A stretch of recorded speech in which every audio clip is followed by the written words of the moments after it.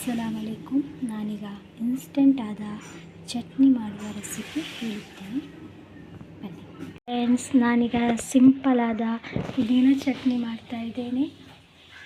Oil ಒಗ್ಗರಣೆ ಇಲ್ಲದ ಚಟ್ನಿ.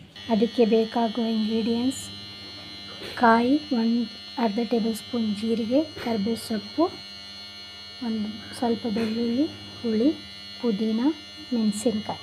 ಇದನ್ನೆಲ್ಲ ಮಿಕ್ಸಿ ಜಾರಿಗೆ ಹಾಕಿ ಫೈನಾಗಿ ಪೇಸ್ಟ್ ಮಾಡ್ಕೊಳ್ಳೋಣ.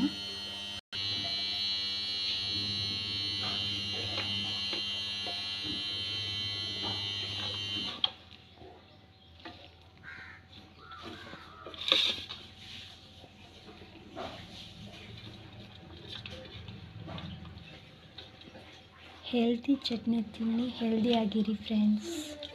ಒಗ್ಗರಣೆ ಕೊಟ್ಟು ಕೋಕೋನಟ್ ಆಯಿಲಲ್ಲಿ ಬೇಕಾದರೆ ಒಗ್ಗರಣೆ ಕೊಡ್ಬೋದು. Very tasty chutney friends. ನೀವು ಮನೆಯಲ್ಲಿ ಟ್ರೈ ಮಾಡಿ, ಕಮೆಂಟ್ ಮಾಡಿ. ಇದಕ್ಕೆ ತಕ್ಕಷ್ಟು ಉಪ್ಪು. ನೋಡಿ ಗಾಯ್ಸ್, ಎಷ್ಟು ಚೆನ್ನಾಗಾಗಿದೆ. ಈಗ ನಾವು ಒಂದು ಬೌಲಿಗೆ ತಗೊಳ್ಳೋಣ.